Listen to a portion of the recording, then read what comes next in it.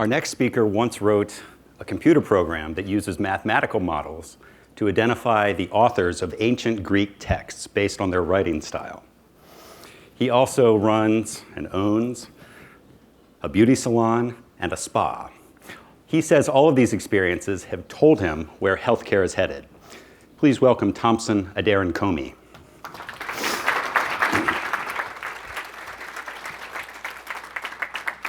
Really good job on my last name. It's really scary for a lot of speakers to have to say that.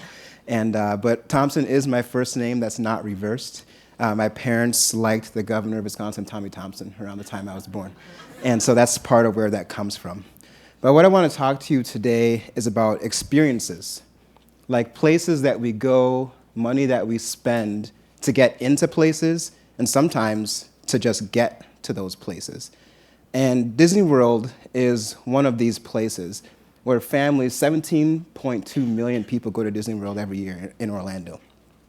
And people spend thousands of dollars to get in, just to get in. And on top of that, they spend thousands of dollars to get there, depending on their city of origin. And in healthcare, at least right now, we're talking a lot about how can we create Disney World-like experiences for our patients? How can I make a patient like a clinic as much as they enjoy Disney World? Maybe make a clinic experience so memorable and so amazing that you'd pay to go to the clinic and actually pay to get there on top of that. And I want to put forward that maybe we shouldn't be talking about that because it's very difficult to get a Disney World-like experience in a 20,000 square foot space. And it's unlikely that we're going to be able to create an experience that's so amazing that people are going to talk about it with their friends, that kids are going to beg to go to the clinic, and see the doctor. Let's be realistic with one another. And what if the way to make going to the doctor less terrible is to not go at all? And I'm not talking about wellness, about not getting sick. Of course, that's the best way to avoid going to the doctor. But what if the doctor didn't require you to come to his office? And what if that was what made the experience more memorable? Well, this is happening in a lot of different industries. There once was a time where if it was a Friday night, you were leaving the office late, you were going to watch a movie with your family, with your kids, you'd get on the phone while you're driving home, and you'd argue about which movie to watch. And you finally get to a decision as you're pulling into Blockbuster, only to walk in there and find out that the one movie you finally decided on isn't even there. It's at the Blockbuster 5 miles away because your neighborhood wanted to watch this movie as much as you did.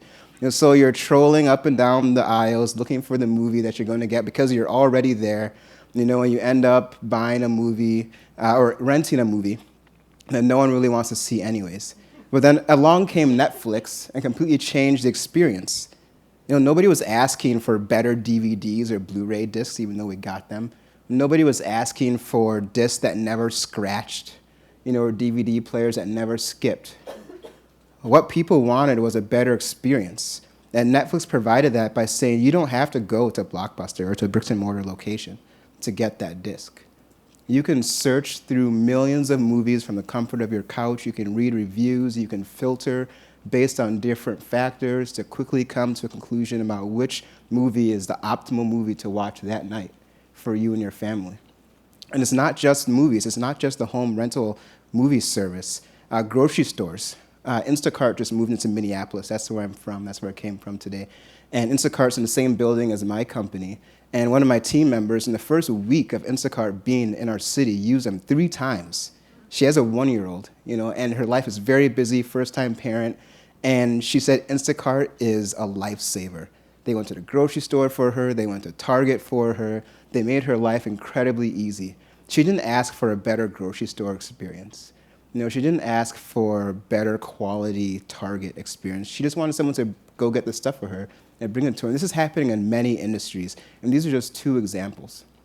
So if this is happening out there, these consumers that are consuming these goods and services, who are sometimes patients in our healthcare system, there must be some other downstream effects of this, and indeed there are. Millennials are the largest generation right now. They comprise about 25% of the US population, and they differ from their predecessors in many ways. And one of those ways that they differ is by the time they're 18, half of them don't have driver's licenses. I remember when I was turning 16, that license was the last thing that was not going to happen. And I failed my first time, and it was the most devastating experience that I had experienced up until that point, because I wanted that driver's license so bad. And depending on where you place me, I'm like a cusper, whatever. Like, I'm on the tail end of the millennials, or maybe like I'm a super late Gen X, but I definitely identify with the millennial population. And now, my wife and I, we've been married for 11 years, and we've only had one car. And we've had many conversations about how to get rid of that car, because we don't like having the car. We don't like driving around to places. We want things to come to us. And if I didn't have to have a driver's license, I wouldn't have one.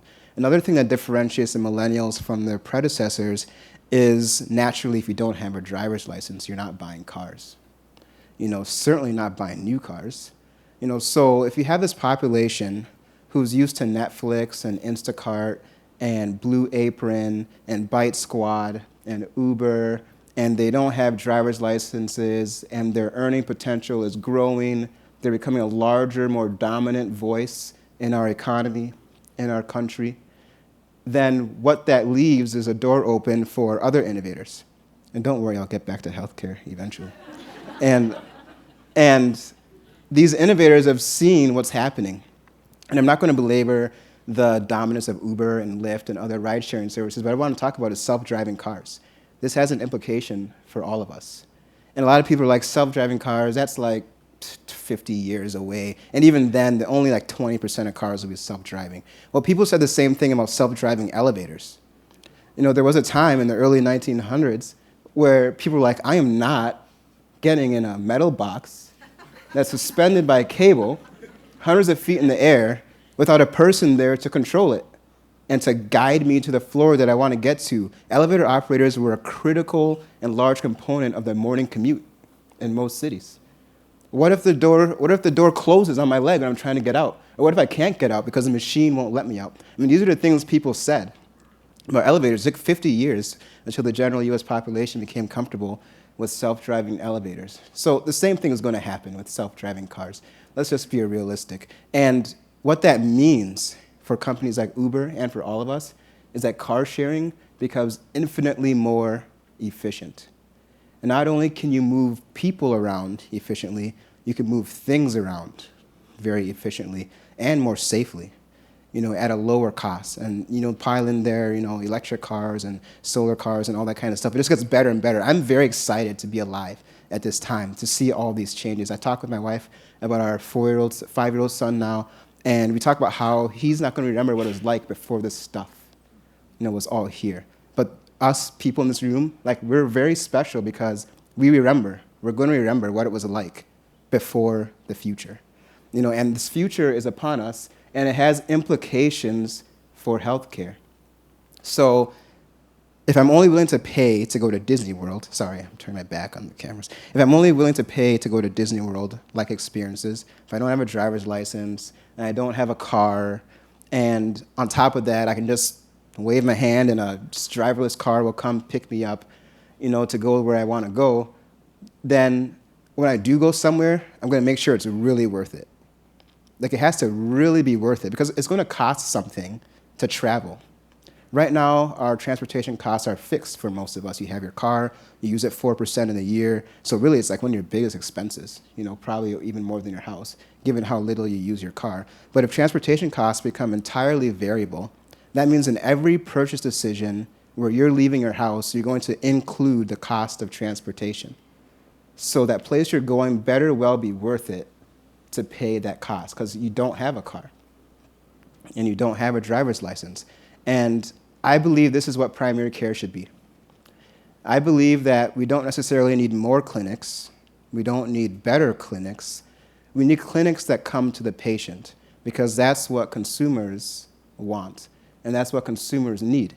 When my son was a year old, we were first-time parents, and he got very sick and a very aggressive cough and a fever. And we're like, oh, he's dying. He must be dying. That's the only explanation. But I'm a very good healthcare consumer. I worked for an insurance company, so I called the nurse line, and I said, what should we do?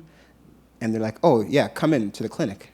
So you go to our pediatrician's clinic, And they send us home without doing anything, except making my wife and I leave our house in the Minnesota winter with 12 inches of snow on the ground, 20 below zero, with a 1-year-old, firstborn child. Like, they asked us to do that. So we went home.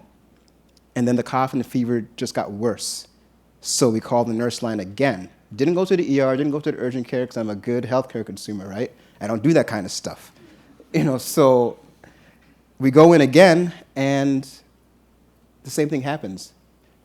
Freezing cold, snow, blah, blah, blah, make me undress the kid, yada, yada, put the clothes all back on. Oh, it'll resolve itself in a couple days. And this happened a third time. Called the nurse line. Still didn't go to the ER. Fourth time, we finally get in there. They diagnose him with pneumonia. After over a week and a half, gets a $4 antibiotic, and he's better in less than 24 hours, very resilient. He's a very healthy, happy kid today. And no one ever once stopped and asked, well, why are you here again, like a second time or third time? And it's the same bloody staff that are seeing us come in, every single time. Why aren't you go to the ER? If this thing doesn't go away. No one stopped to ask us that once. And on top of that, because we had a high deductible health plan, the entire episode cost $664.28 for those 4 visits and the $4 antibiotic. Like, that was an experience not worth paying for, let alone paying to actually get there. So got some friends together, nurse practitioners, some other discontents in the healthcare industry, and we started this company called Retrace Health. And with Retrace Health, we decided that no one will go through that again if they don't want to. People think that we started Retrace Health, or that I started Retrace Health because I'm this revolutionary healthcare changer that wants to disrupt the industry and all that kind of stuff and maybe make some money on the side. And part of that is true, but if you ask the people that are really close to me, the reason I started the company is because I didn't want what happened to me and my wife and my son to happen again.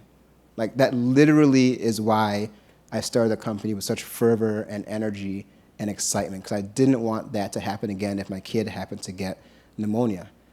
So what are we doing to make the experience more enjoyable, more convenient for patients? Well, first of all, we don't have any bricks and mortar. There's 0 bricks and mortar at Retrace Health. There's no paper at Retrace Health because we don't have anywhere to put the paper, at Retrace Health. So we use telehealth, but we're not a telehealth company. Telehealth is just something that we do. McDonald's has a thing to fry the French fries, right? Because they sell French fries. Like, that's what telehealth is to us. It's just the thing that we use to get the job done. And with telehealth, we can eliminate 60, 70% of travel required into the primary care setting. Now, for that other 30% of care, that's where things get really interesting and, quite frankly, fun for us. And patients love it. I mean, especially the mom with 4 kids under the age of 4. We have a couple of those in our patient pool. They love Retrace Health because you have one kid that's sick, the other 3 squirrels are like crazy, healthy, jumping all over the place. Like, what are you supposed to do? You've chosen to be a stay-at-home mom, so sure, you got a minivan, but that's about it. So with Retrace Health, your worries are over. We've had moms and dads say, you guys are lifesavers. I don't know what I would have done today if you didn't come to my house and swab my kid's throat and take the culture back just in case it was positive. I don't know what I would have done. This is the 5th ear infection in 2 months. I know what the problem is, but my clinic makes me come in every single time and pay all that money and waste all that time, that finite resources of which we all have the same amount. Thank you for saving me so much time. We've experimented with other ways of getting care to people. There was one family where the ear infection just kept on coming back, and they're loving it, right? Because now they're not in the urgent care anymore. We're coming to their home. We're getting to know them. It's amazing what you learn in people's homes. Talk about wellness and prevention and better outcomes. We're seeing that at Retrace Health by simply being in the home. But after a while, we're like, well, sure, these home visits are great, but is there a way to make it even more convenient? And we joked around, we're like, well, if we're going to use a drone to take the culture and everything to the patient, But then we're like, well, we don't have a drone, but let's just try a courier service. So we did it. Like, we called a courier, we talked about what we're doing, and one thing led to another. They take the test to the patient, we hop on the video, show the patient how to swab the throat, get the culture. Courier comes back, takes it to the lab for results, and we're done. It was amazing. The parents love it. That was even more convenient than a home visit, because now we can just drop a box on their doorstep with the equipment or whatever they need, and then they could run the tests at their own leisure. So, again, I as a patient don't need better DVDs or higher fidelity online streaming. I don't need a better grocery store experience. I don't need a lot of things. We're very blessed in this country, after all, anyways. But one thing I would like is more time. And right now, going to the doctor takes a lot of time. And let's try and give some of that time back to patients. Thank you.